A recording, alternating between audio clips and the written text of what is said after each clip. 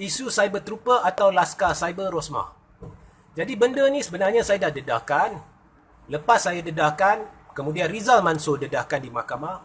Kemudian saya dah buat live sekali lagi dan saya ajukan beberapa soalan kepada Rosmah. Contohnya saya tanya, sebenarnya kalau korang lihat apa yang didedahkan, Najib ni dalam Jabatan Perdana Menteri, dia mewujud Jabatan Perdana Menteri ya ni. Dia mewujudkan satu divisi khas. Orang kata First Lady Division ataupun secara ringkasnya FLOM, FLOM. Ya, untuk hal ehwal Rosmah. Itu yang didedahkan.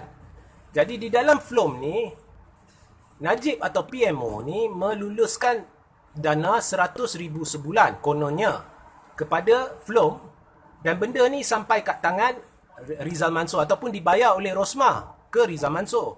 Jadi bila timbulnya dibayar oleh Rosmah ni, dana yang diagihkan daripada PMO kepada FLOM yang duduk dalam PMO, itu pun dah satu keanehan. Benda yang aneh. Ya, untuk satu divisi khas untuk isteri Perdana Menteri yang tidak ada jawatan, yang bukannya wakil rakyat, tidak dipilih oleh rakyat dan bukan ahli parlimen dan sebagainya, ada satu divisi khas, itu pun dah perkara yang amat aneh, menjadikan Malaysia satu negara bahan lawak lah di serata dunia. Jadi PMO Najib luluskan 100,000 ni. Kemudian Rosmah yang bayar Rizal Mansur. Itu menurut apa yang kita dipahamkan. Jadi secara tidak langsung ia menunjukkan Rosmah campur tangan dalam isu-isu melibatkan pejabat Perdana Menteri. Ia bukannya pejabat Perdana Menteri menerusi FLOM menguruskan hal ehwal atau cuba menangkis persepsi negatif terhadap Rosmah. Tak, Rosmah terlibat. Dan pendedahan saya yang sebelum ni, memang Rosmah terlibat. Memang Rosmah ada beri arahan-arahan langsung kepada cyber trooper. Dan bukan hanya untuk menangkis persepsi negatif, malah ada bermain propaganda. Dan sama ada Rosmah tahu, tidak tahu, Rosmah arahkan atau Rosmah tidak arahkan, cyber trooper atau laskar cyber dia juga terlibat dengan berita palsu di media sosial. Itu dakwaan saya.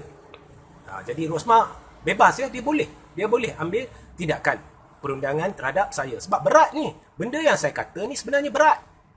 Berat. Kawan dengar pun kawan tahu berat. Bukannya saya yang kata benda ni berat.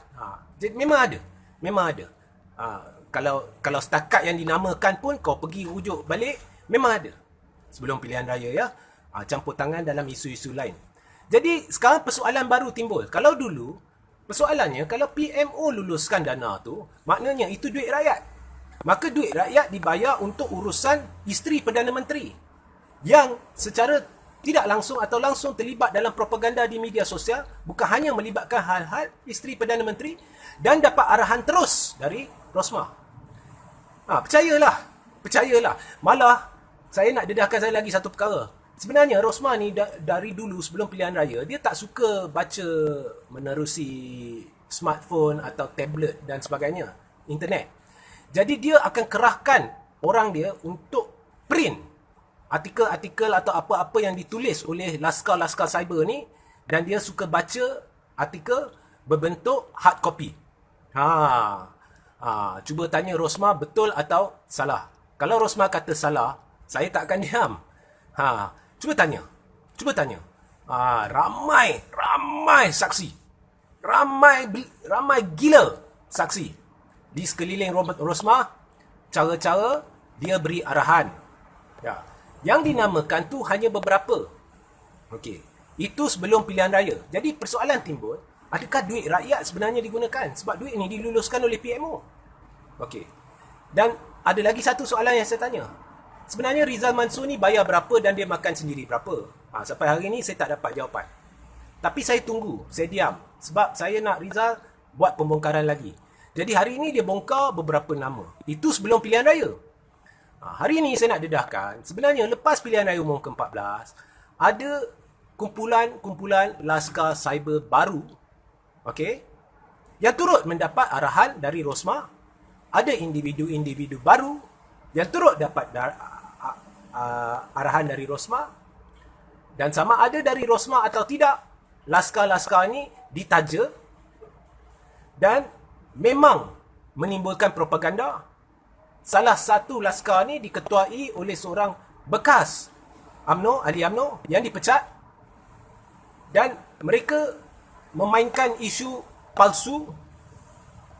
Fokus mereka adalah serangan terhadap 4 individu: Azmin Ali, Muhyiddin Yassin, Mahathir dan Zaid Amidi, iaitu merendahkan kredibiliti Zaid Amidi. Ini bukan soal saya sokong siapa, tak.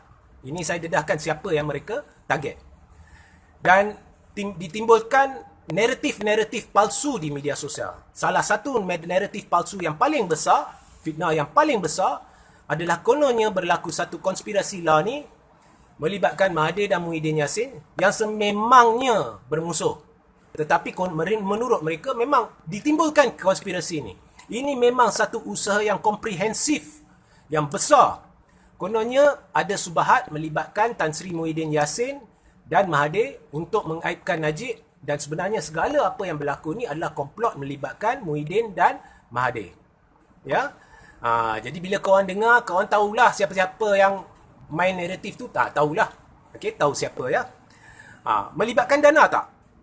Ini saya tak nak sebut Rosmah dulu ya. Ini saya tak nak dedah lagi, tapi yes, melibatkan dana. Dana banyak ke sikit? Banyak. Siapa yang bayar? Untuk berak kencing di Merata. Kau lihat contohnya dalam page ni. Kau lihat komen-komen Laskar Cyber ni. Ada hujah tak? Ada point tak? Ia penghinaan.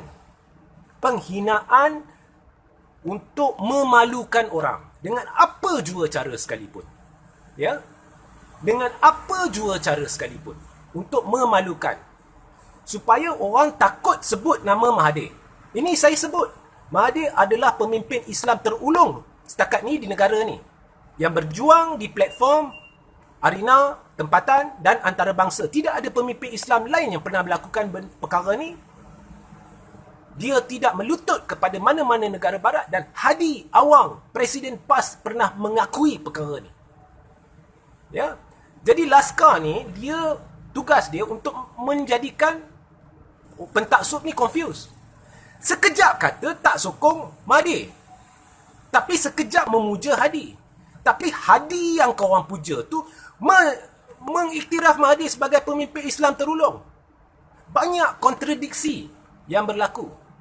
Jadi Laskar Cyber ni, tugas dia hanya untuk melembukan anda. Hari ni korang dah tahu. Orang ni ditaja. Okey?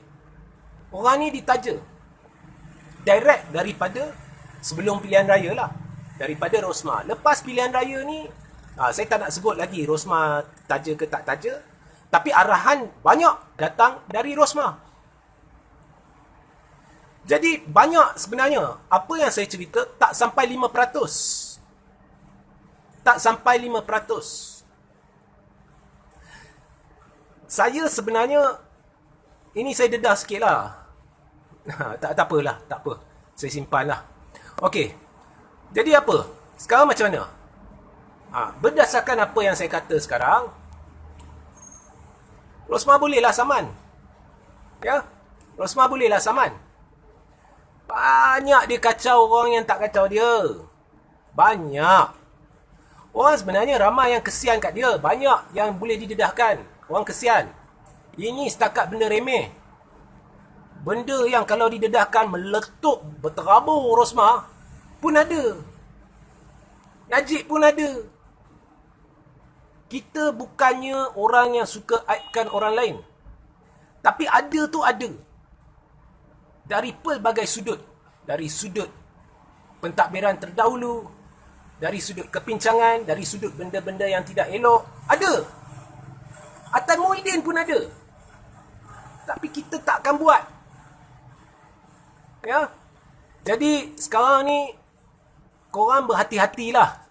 Bukannya saya nak aibkan Rosmah. Kalau Rosmah tak saman, tak saman lah. Cuma saya nak beritahu, percayalah benda propaganda ni. Kalau anda sudah berhujah dengan cara begini. Kalau tiba-tiba Regi JC Ritaudin memuji Mahathir, dia ni hadam DAP, dia ni baruah DAP, dia ni apalah, itu apalah. Tapi kalau hentam DAP, okey, Reggie ni pejuang Islam. Walaupun sebenarnya DAP tak perlu diserang. Sebenarnya UMNO dah jadi resis lampau. Sebab DAP lah ni duduk diam. Yang berkuasa adalah UMNO dan PAS. Yang putar belik sampai agama untuk menghalalkan menteri dia adalah PAS. Yang putar alam adalah PAS. Yang halalkan segala yang dahulunya dikatakan haram, pemberian GLC dalam kadar tertinggi adalah PAS. Banyak perkara yang terpincang dari kebenaran dilakukan oleh UMNO dan PAS. Oh, tak boleh. Jadi jika anda mendapati bahawa naratif anda sudah sampai ke tahap tu, anda sudah bercakap perkara-perkara begitu dan anda tidak bersandar bukti, baca, percaya. Lihat gambar, percaya. Lihat video, percaya. Kalau anda dah sampai tahap tu, anda sudah tersasar dari landasan kebenaran, anda sudah berunsur, ada unsur-unsur golongan munafik, dan anda sudah duduk dalam satu kepompong kepalsuan yang dibina. Hari ini kita dapat tahu beberapa individu yang terlibat secara langsung untuk membina kepompong itu supaya anda boleh duduk selesa dalam tu dan sedapkan telinga anda dengar perkara-perkara yang menyebabkan anda teruja. Seperti mana anda teruja sebelum PRU 14, akhirnya geram apabila segala yang diberitahu tu pembohongan sebab Barisan Nasional yang dikononnya dikatakan oleh Laskar Cyber ni akan menang 2/3, kecundang terus dalam pilihan raya. Itulah bila saya buat analisis Slim masuk Laskar Cyber, Reggie tak mau mengaku kita menang majoriti. Sebab mereka takut. Bila kamu buat analisis, kamu akan dapati jumlah undi UMNO PAS pada PRU 14 dengan undi yang diperolehi barisan pada PRK Slim tiada peningkatan langsung.